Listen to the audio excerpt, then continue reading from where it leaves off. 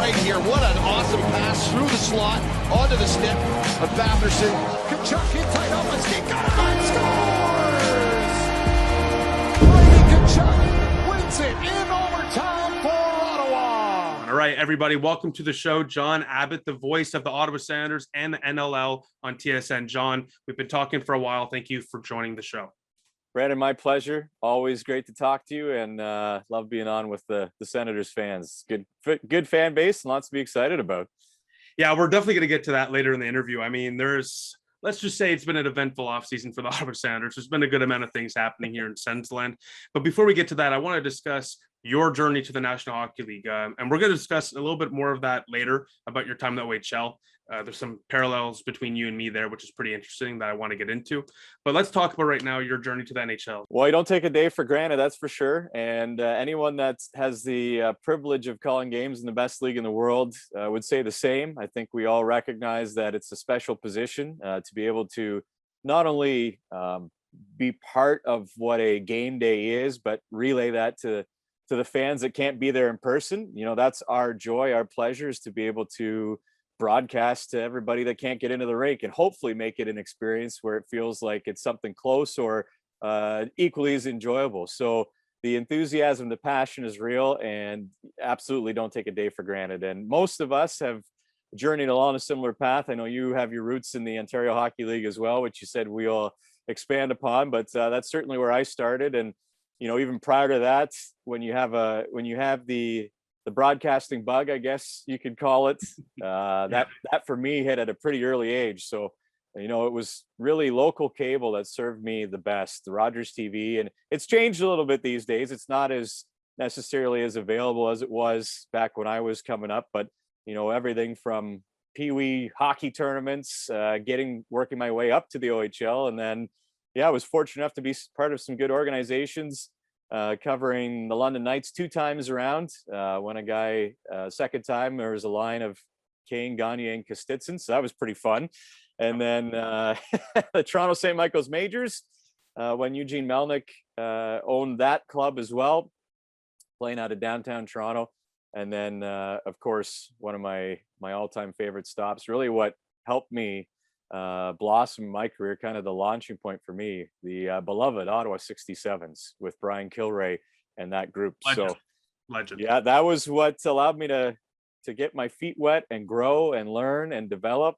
And from there to the American Hockey League with the Marlies, brief stint with the Leafs. Don't hold that against me. I'll try. And then out to the West Coast with the Vancouver Canucks, and then so thrilled to be back with the Ottawa Senators. So it's a lot of pinch me moments along the way, and man, when you can wake up and do what you love every single day and have the pleasure of covering teams like the Sens this year with the amount of good people that they have, it's a dream come true. So very thankful for it, Brandon, and I hope you get to experience that as well. Yeah, you know, I think it's funny that you mentioned the local Rogers cable. It's kind of how you started. It's kind of funny because, you know, like you said, you've been in it for a while. When you got the bug, you got the bug for broadcasting at any age, right? This channel, Sens Talk, it's been around. This is the 10th year we've been doing it. It started in 2013, April 2020, not 2020, sorry, 2013. So because of that, it's kind of similar. It's kind of interesting how you mentioned less so these days, the local cable access, it's definitely diminishing. But it's interesting that, you know, I guess I'm the next generation. You know, it's online on YouTube and all these different platforms. So I thought that was a little interesting there. But you mentioned some big names when you were talking about your journey. What was it like, you know, obviously meeting like Brian Kilray, for example, here in Ottawa, but who were the most notable and most impactful broadcasters, players, coaches, whatever that you met along the way? Oh man, I feel like so many of your questions, which are great, allow me to reflect, and we could be here way too long for serving the purpose, but I'll try and go through and narrow some down. You know, in London, a gentleman by the name of Lee Cunningham, along with Rick Doyle, Brent Lale, and then our producer, Chris Bergholz. So not necessarily perhaps household names in Ottawa, but anybody in the Ontario Hockey League would know of that group. And in fact, Rick is still calling Knights games right now. They got me in the door as a senior in high school and allowed me to do just about everything, and allowed me to be groomed by that group, and just can't say enough about them. On to Ottawa. Dave Schreiber, the voice, was one of the guys that recruited me to come and help out. At the time, he was still calling Senators games alongside Dean Brown when Dean was doing TV. And so it was Gord and Dave Schreiber for a while, as everybody knows. And so there was a spot to be filled with the 67s. And so Dave is near and dear to my heart, as are the other guys that I mentioned. You think of Gord Wilson and Dean Brown as being the day one broadcast team, and to see them still do it is pretty magical. And I love those guys. So you think of the role that they played for me, that would be another big collection. Roger Lajoie, who I think you have a connection with as well, but was working. Yeah, I for think the we've Sens. touched up before on Twitter. Yeah, he took me under his wing with the St. Michael's Majors. So yeah, you're sensing a theme, I'm sure. Every step of the way, you need help. You need somebody in your corner. You need a mentor, and you need people that are willing to work with you and give you an opportunity. And I've been so fortunate to have that. And so at least at the Ontario Hockey League level, those are names that have been significant to me. And you can go through the American Hockey League. John Bartlett is who I took the Marlies keys from. And of course, he's doing so well with his broadcasting career. And there's so many good people. It's an amazing circle. So very, very thankful. Jamie McLennan in Ottawa, Gordon Miller, who we share the booth with, they're spectacular. So as far as on air people, yeah, there's lots to be named, lots that I left out there, but that's definitely a big group that have helped me, and that I consider so fortunate to be able to call friends and colleagues. Well, I'm glad that you mentioned that, in this business, you need to know people to get up there, and that kind of brings me to my next question, because in the broadcast industry, especially in journalism, especially as we get into each niche in sports, connections are key. If you don't, you got to build up a resume, you got to build up a portfolio and a network to be able to get up there. So do you have any advice for aspiring journalists, broadcasters, or just people that want to get into the sports industry that are watching this right now?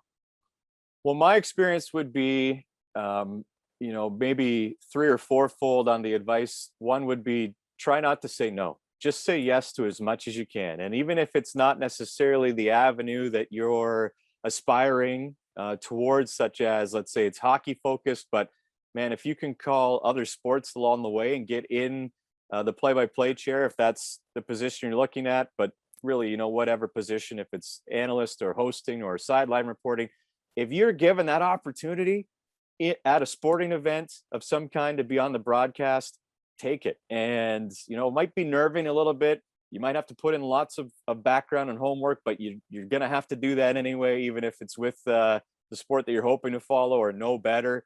And it just allows you to get reps. So, I was fortunate enough to cover University of Western Ontario sports, and we did almost every single varsity sport. And it was one of the best opportunities for me, because, man, is it an eye opener? It allows you, again, the opportunity, the experience to just get more seat time and find out what you really are passionate about. And people see you working. That would be another point for me. If you're willing to work hard and show up and be professional, people are willing to help you out.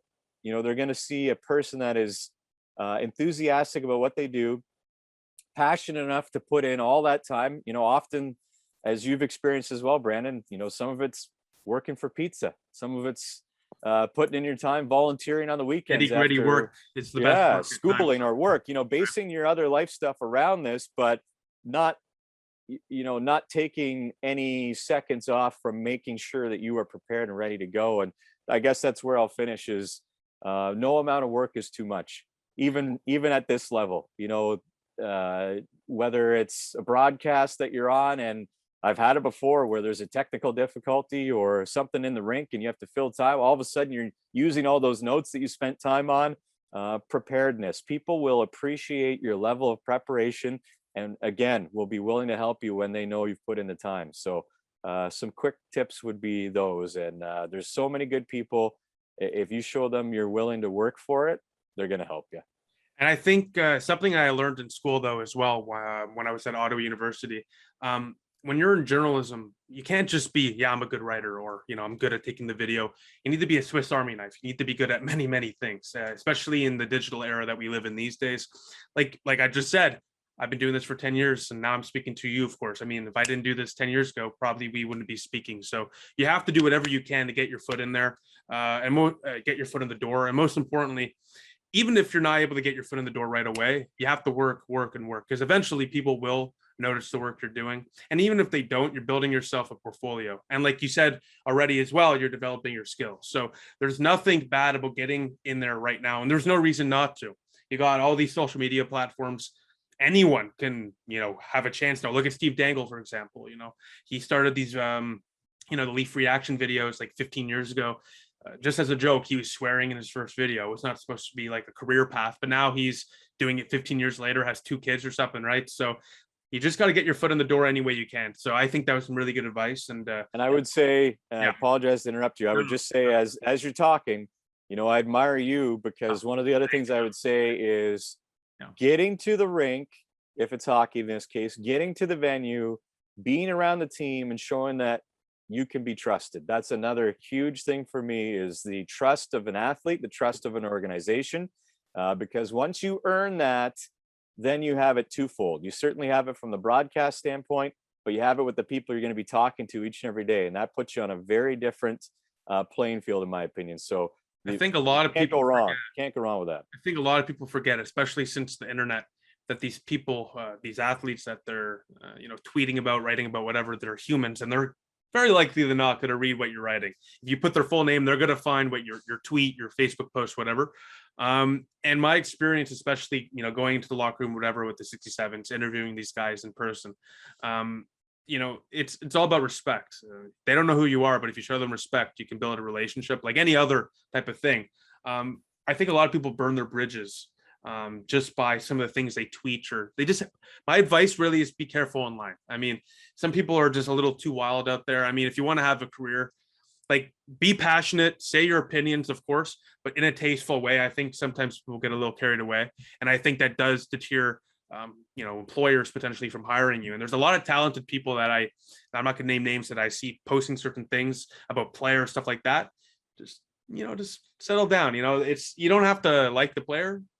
Say your opinion, but in a respectful way, because it comes back to bite you, those things. It always does. It really always does. So especially when you're trying to go into journalism. I mean, it was really an eye-opener for me when I started with the 67s, because I realized I know these people. It's different when you know the player, when you know the team.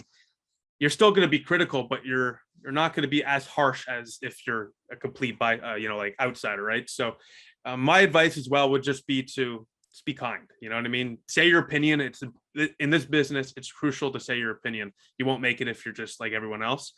Definitely say your opinion, be flamboyant, but like I said, in a tasteful and respectful way. I think that's some good advice for all the broadcasters watching this. I hope you guys took that well. Let's move on to your experience now covering the World Juniors. I mean, you went all over Europe. You've been in Canada, of course. It's an incredible tournament. Why don't you talk to us about your experience many, many times covering World Junior Championships, even the under 18 and 17 championships too? Well, thank you. It's been, again, another, I mean, how do you consider anything other than a privilege to be in that position? And, I can clearly remember the first World Juniors we had the good fortune to do. It was in Helsinki, Finland.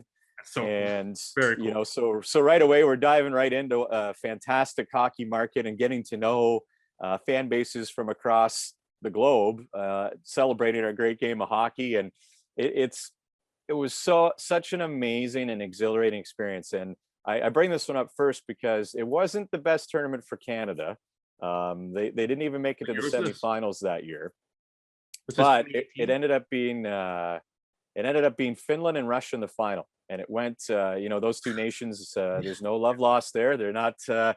It becomes a battle real quick, and it went into overtime, and Kasperi Kapanen won it in overtime for the Finns. And, as Canadians, we get caught up in our country, and everybody's cheering for the red and white and the maple leaf. And of course, that's automatic. And Canada still is the best traveling fans out of any international 100%. Hockey country. 100%. Like, it's unbelievable. Even at that tournament, there was, I can remember our connection was in Iceland, and it was a group of hundreds of Canadians waiting to take the trip as I was doing it.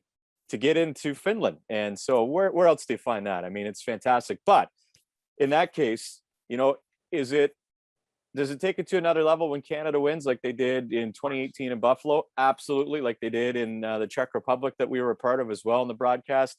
Yeah, those are the moments that you live for as a Canadian broadcaster, to bring that through the radio and to celebrate with the rest of the country, coast to coast, what's taking place in front of you. But those years where Canada didn't win, I mean, there's been some fantastic teams, just like that Finland group that brought home gold as well that we've experienced. And so all this to say, every moment at the World Juniors is a very special one. And again, very lucky to be part of that. Those Finnish fans are something else. I mean, whenever I watched streaking in -50 when we left the rink. Yeah, wait, that's explain that one to us. level. What happened? -50 streaking. What happened? Yeah, the fans were streaking when we left the rink. So we're waiting for the taxis and the transportation after, and we're some of the last people out are the broadcasters, and yeah. So the partying had started well before we got out, and so we get out. It's right around -50 in Helsinki, and we're kind of huddled together waiting for the cabs to come out and get us back to the hotel. And the closer we got to downtown, it just amped up.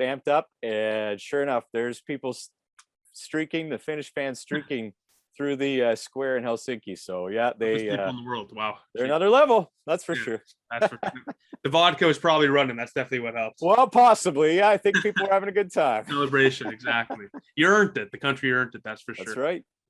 But you know, just being in Europe overall, like you said, Czech Republic too. I mean, what are some fun and crazy experiences other than that? I mean, I don't know if you can really top that story, to be honest with you.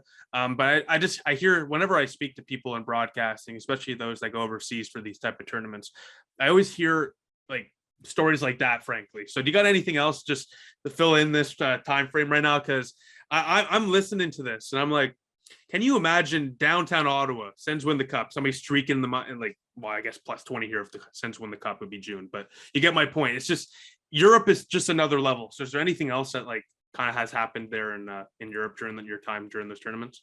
Well, that said, probably the loudest I've heard the Sens building is after that win, World Junior win. I mean, my goodness, that was and I was lucky enough to get into Game 3 of the Stanley Cup Finals as well, the only one that the Sens won. So, you know, that would be pretty even with the World Junior Championship in 2009.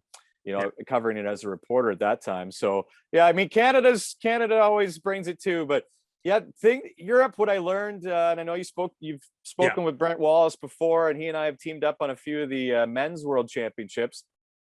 So World Juniors, it's ultra focused. You think of the time frame, it's so compact with the amount of games and the type of effort it needs to bring home a gold. So yeah, there's auxiliary stuff going on, but it's a pretty intense environment, I would say, for those 2 weeks. And then it's kind of captivated and culminated at the end with, you know, just elation. And we've seen some of those Russian teams celebrate too. However, the men's Worlds is a little different. It's spread out, it's 3 weeks, and it's always in a European setting. So to, you know, be fortunate enough to do 6 World Juniors and 6 men's World Hockey Championships. And from the men's side, what I learned along the way here is in Europe, people, it's not uncommon to have 3 weeks vacation.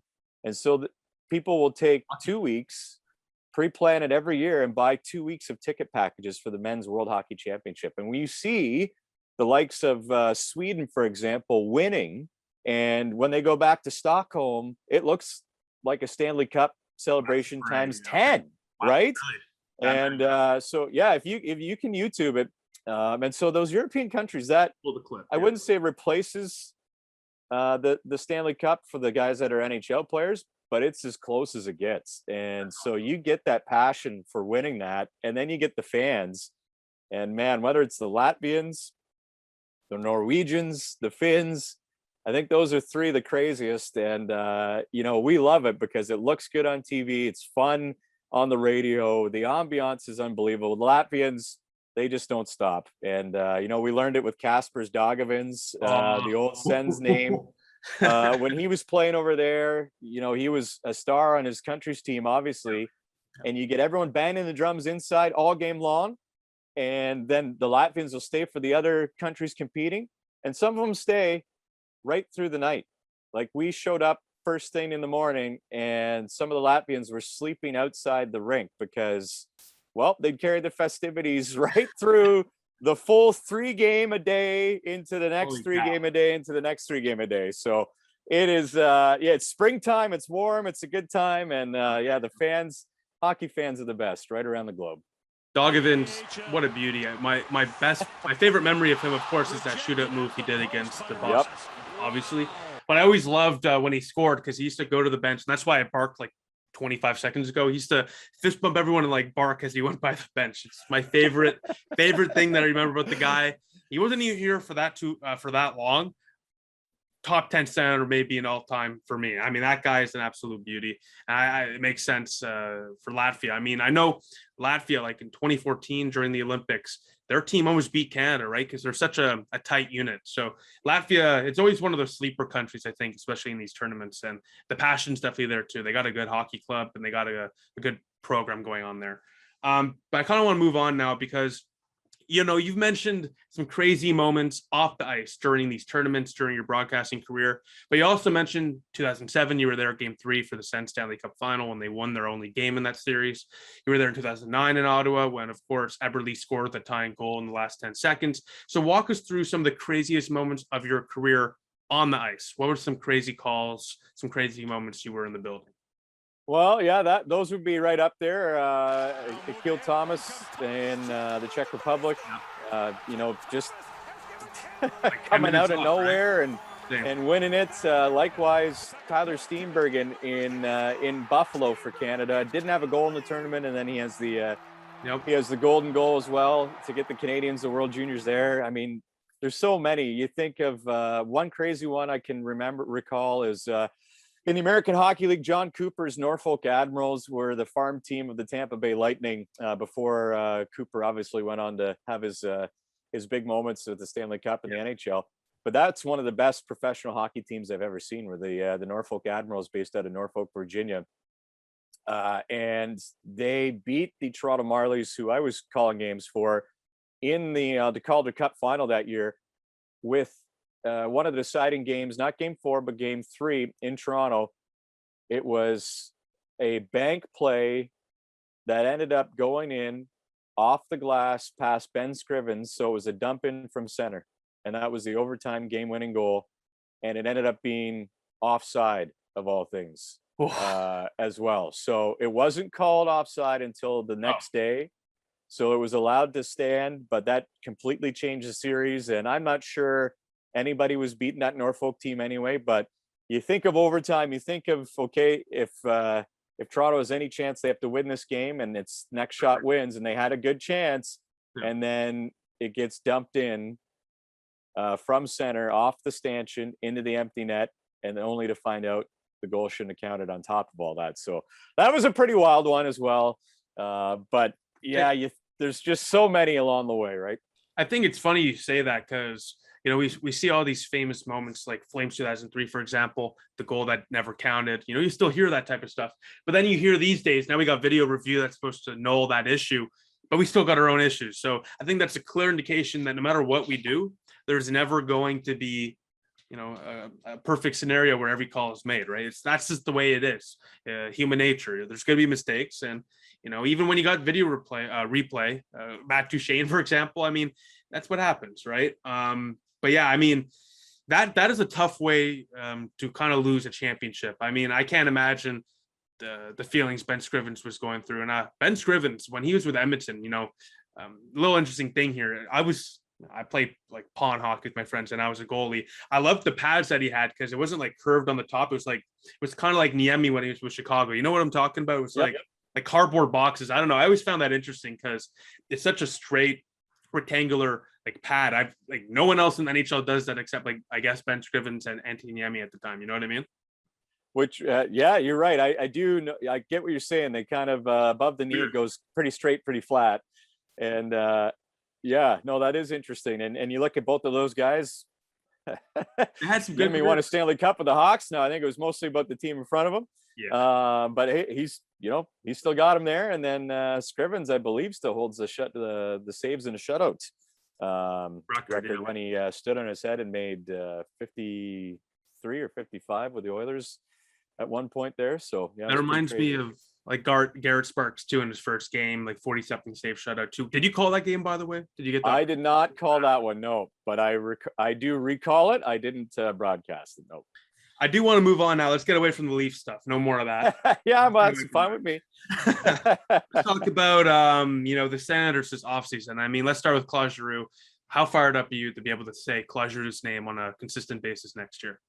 Oh, I can't wait. And it's even more special that it's, basically a hometown kid coming back, and he wanted to be here as badly as the franchise wanted him. And, that's one thing, because that doesn't always happen, especially when it's a Canadian market.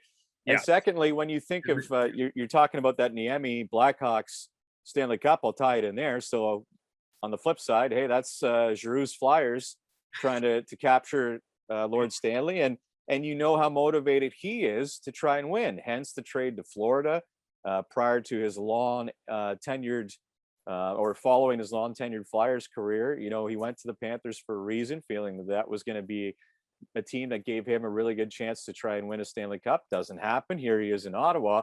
Well, just because it lines up with family purposes and he has a house here, and certainly those are important things at his stage of his career, he's also not going to choose a team he doesn't believe has a real legitimate chance to win a Stanley Cup sometime, because that's what he's still playing for. So I think it speaks volumes not only for where the Sens are at with the talented personnel that they can surround him with, but also the arch in the direction that they hope to be headed in soon, which is to compete not only in the playoffs, get in there, baby, but also compete for the Stanley Cup. And I think, that says a lot with the Giroux signing. What about DeBrincat? I mean, that's a big trade right there. But I mean, DeBrincat's a multiple 40-goal scorer. And people will say, yeah, well, he was with Patrick Kane. What do you expect? Well, I mean, he's going to be with Claude Giroux and Tim Stützle. I think he's going to be just fine. DeBrincat, it's Ottawa's best sniper since arguably Mike Hoffman. What do you think about him? What do you think he's going to bring to the table? Yeah, 40 goals is no slouch. And again, to me, thinking back to some of my previous Ottawa time, it was the 67s, but I was fortunate enough to be part of the Sens broadcast as well. Obviously not in the booth, but as the rinkside reporter, and then also the day-to-day practice reporter. And that was the pizza line. That was those days. I was too young for those days. I was like Sixers. I remember watching, but I mean, I wasn't, like that's okay, because man, time flies and I'm an old guy now, but like those were fantastic days that, almost got the Sens to where they wanted to go. But when you think of that line, Heatley, Spezza, Alfredsson, it's hard to come up with a better trio. Well, the Sens should be making an argument right now with the team that they're icing this coming season for either their first or their second line to, potentially rival the likes of Heatley, Spezza, and Alfredsson, which at one point is almost unthinkable. But, it could happen. It could happen. Be careful with what you say, John. I put out a tweet that kind of, and you might have saw this. I put out a tweet a couple of weeks ago that, let's just say, got people talking. I'll say that very politely. Got people talking. It was a hot take. I told people to change my mind. It was the Ottawa Senators have the best top six in Ontario, not in the NHL, not in the Eastern Conference, hell, not even the Atlantic Division, just Ontario. And I think you know what I'm saying there. I'm saying the Ottawa Senators have a better top six than Toronto. Yeah, I can imagine who was coming after you. Yeah. It doesn't need to be said. I think it's pretty obvious there. But what do you think? Do you think the Ottawa Senators, frankly, have one of the better top sixes in the National Hockey League? I think, honestly, I would take Ottawa's top six right now in their future over the Maple Leafs. I'm not going to lie. Matthews is leaving in a couple of years, in my opinion. Ottawa, they got Stützle there. They got the whole top line locked up. They got some prospects on the way if people leave. I mean, they're locked and loaded. What do you think? Well, my old buddy Steve Warren on TSN 1200 and the Team 1200, old Bluey, keeping track of old Bluey and the blue team elimination and all those good days.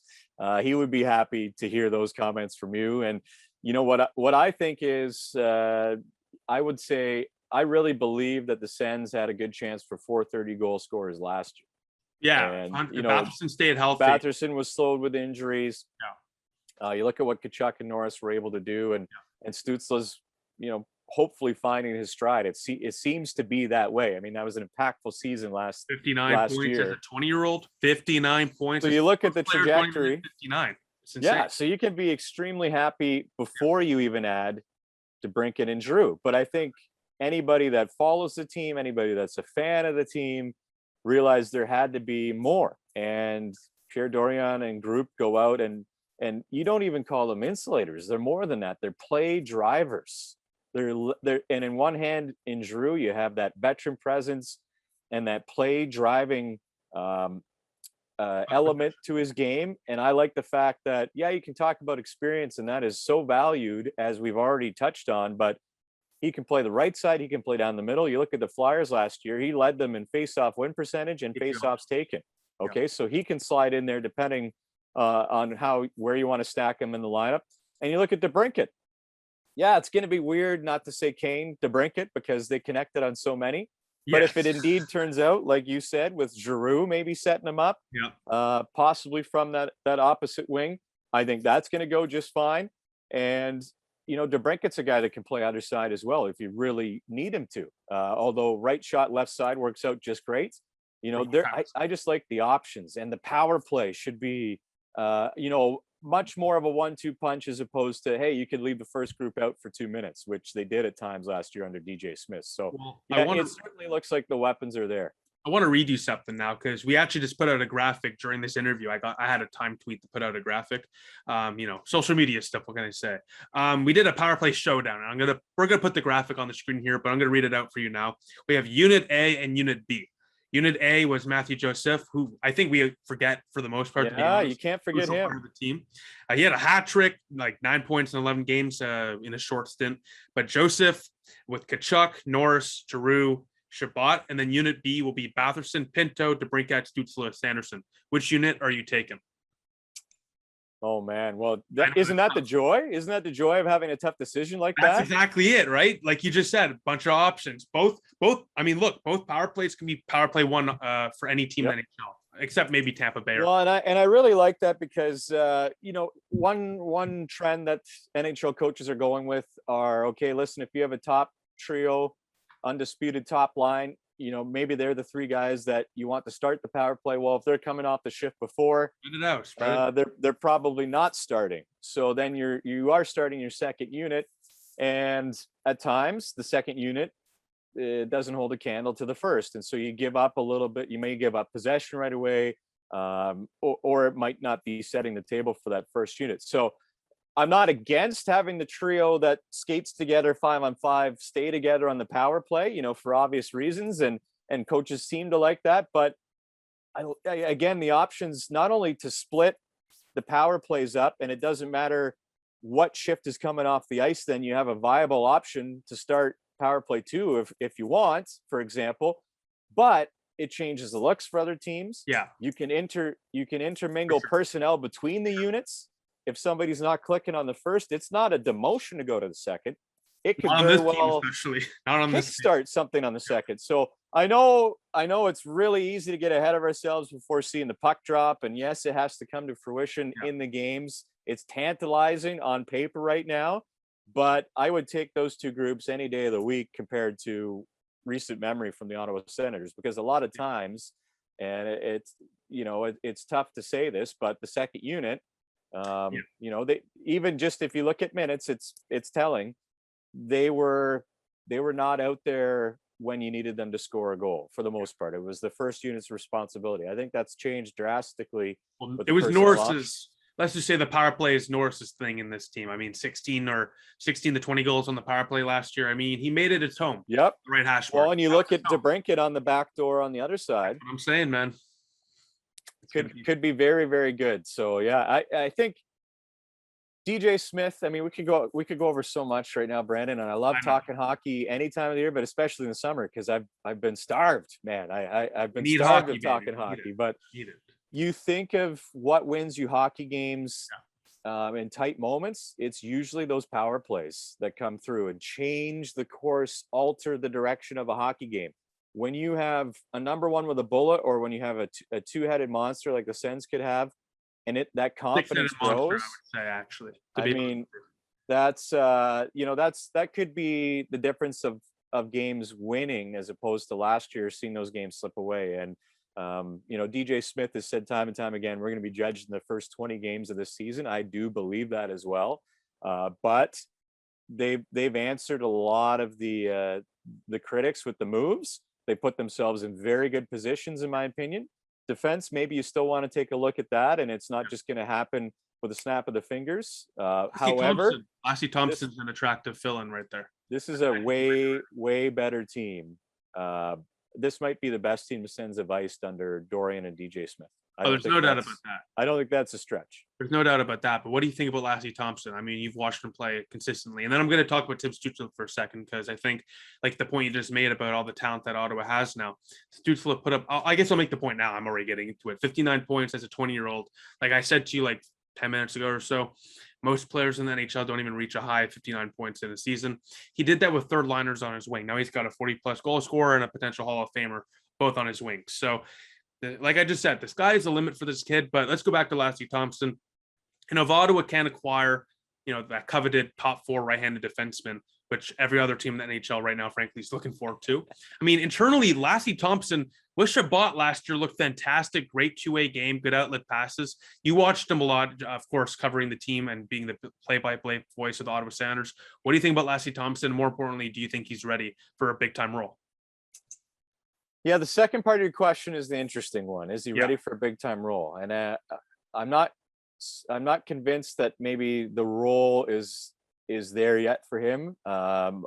Would I go and say that he could be an NHL defenseman? Yeah, I believe he can be. But where he fits, that's going to be the interesting cog in the wheel here, because I think on one hand, Chabot is such a great player that almost anybody can be paired with him and he'll do just fine. He will either overcome and overachieve, or he will recognize strengths and weaknesses and pair his game around that. I mean, I can't say enough about Thomas Chabot. I love the kid. Fantastic skater. And, clearly every Sens fan knows how brilliant he is. And I, quite frankly, he hasn't reached the ceiling yet, in my opinion. I agree with that. So you want somebody ideally who would bring that out in him.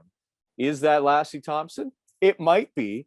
He looked great with him in short. I tend to think it's reserved for someone else. Now, I wouldn't be able to give you a set name yet, and I think that might be where the musical chairs come in if the Sens are able to make a deal. But it's good to have those players in the organization.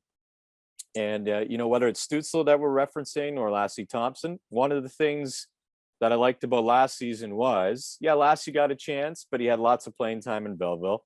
Yes. And Tim Stützle, he wasn't taken out of an opportunity. What I mean by that is, okay, at one point, he was unsure whether he wanted to play down the middle. And so you had this roulette game, a little bit of wing center. Well, DJ Smith, even though it was a painful end of the season where you don't make the playoffs, Tim Stützle got his experience, and he proved that he could hang in there, and he's only going to be working harder. We know that about Timmy Stützle. So I like the fact that even though it was a long year in some ways for the Sens and their young guys, he was not removed from taking faceoffs. He was not removed from key situations. He was not removed from, at times, even through injury, going heads up against some key marquee centermen. And so those are all key growing moments for a young guy like him, where this year he should be better served because of those experiences.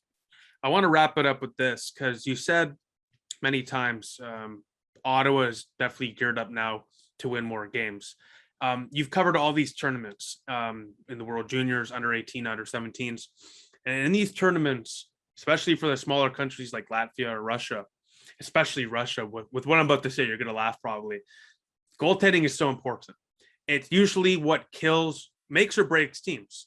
Teams like Russia usually falter because of their goaltending. Teams like Canada, their goaltending is usually good enough. Teams like Sweden and Finland, they win gold because of their goaltending. Goaltending is key. And Ottawa brought in a star goaltender, Cam Talbot. With Anton Forsberg and Cam Talbot going to be the tandem for Ottawa next year, how confident are you that those two can bring Ottawa to a playoff spot?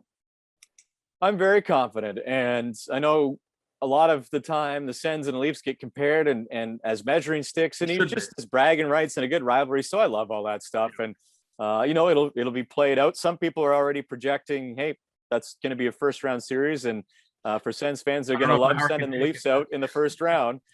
So we've already jumped ahead that far, depending on who you read and what you read. And that's part of the fun of this. I think it's absolutely imperative to have any of those conversations exist if you want to just narrow it down to that team and who you're going to be jockeying for wins against. You know, if Ottawa wants to have a good chance at the playoffs, never mind who they're going to face, but they're going to need to beat the Tampas. They're going to need to beat the Torontos. They're going to need to beat the Floridas. So to have a chance at that position, you're right, is absolutely going to play a big part in their outcome. And I was one of the guys, I didn't believe Matt Murray was a fit, but I believed they needed him. So here's what I will expand on that. Okay. I didn't know if Forsberg would be able to start enough games and win enough games without with Gustafsson being the other choice, perhaps. Let's say if they're going to go with that. Now, do I think having Murray move on is a better situation for everybody, including him? Yeah, I do believe that. I don't think he was a fit here, but you still needed that tandem, I believe, with to embrace Forsberg, who had a great year last year, and I think is proving that he can be a go-to guy. But Cam Talbot is the perfect situation, in my opinion. He started more games than Forsberg last year. He won more games than Forsberg last year. Why do I bring that up? Just because he's been there and done that. And so even if he becomes a 1B option, you can play him anytime and expect to win. I don't think they had that. They haven't had that since Craig Anderson, I'll be honest. Yeah, not for a long time. Yeah. So now you have that. You have Cam Talbot that is motivated to continue his career. He wants to be the number one. That's good. Push Forsberg and have that healthy competition. You need that too. And yet, both guys to me seem like, as much as they want the number one position, they're not going to ruffle feathers or rock the boat. And, Cam Talbot is one of the best teammates, from what I've heard, that you can find in that position. Really? And if that rings true, if that's actually the case, which I have no reason to believe it isn't, there's a guy that's going to want the net, but he's going to be supportive. And to me, that's another subtlety that is imperative in having two guys that are going to try and lead you to the playoffs. And so again, here we are with moves that seem like they're really good. Yes, they have to play out, but I am impressed with what Pierre Dorian's been able to do this offseason and how it could very well line up into a postseason berth. I think you're bang on with the goaltending little segment there. I mean, look, we saw it with Vancouver. Like, of course, you saw it yourself. You were there in like the early to the 2010s, right? So Luongo, Schneider. I mean, if you want to look at how a tandem should handle, the competition in a healthy way, look at that friendship and look at the way they handled it. It was, I mean, I've never been in a position like that. I can't imagine it's easy. So, when you bring up Cam Talbot and his longevity, I mean, the amount of times he's played a lot of games, like most of his career, when he's a starter, he's playing 60 plus games. He has a lot of games under his belt. So of course, whenever he's in there, he's got a good chance to win that game for you. But like you just said, Forsberg had a great season last year as well. 915, 914 save percentage, some great numbers on not exactly the best defensive team in NHL history last year in Ottawa. So, when you put it all together, you got two dependable options, which for any team is going to give them a chance to win every single night. But you also got, Ottawa's locker room is, we always hear about it. It's apparently the guys are great in there. Now, you or I, we're not in there. I hate when people speak about the locker room, but I mean, you can see it. Sometimes you can just tell that they're just meshing well. You know what I mean? And Pierre Dorian has made it such an important point for players he drafts or brings in. It's the famous meme, right? Does he have character? What's his character like? And, Sens fans in the early part of the rebuild were making fun of that. But now that we're looking at the final product with all these friendships and the friends that were already, there before they were drafted here, like Norris and Tkachuk, for example, I mean, Pierre Dorian might be setting a new standard for what GM should do to build strong teams. I mean, I'm sorry, maybe this is the next Moneyball. I mean, straight up. I mean, yeah, they're getting paid, but camaraderie is so important in locker rooms. And like you said, with that goaltending tandem. So, I'm really excited to see what the goaltending can do. I'm really excited to see, especially what the power plays can do and what those offensive weapons can do here in Ottawa. DeBrincat, Giroux, really fired up to see them. And we'll see. Maybe Ottawa will or not bring in a top four defenseman. But John, we'll have to speak about that later. We'll have you on 100% during probably the early part of the regular season, right after the preseason, to see how things are going. Jon, it's always a pleasure having you on. Where can people follow you so they can keep up with what you're doing?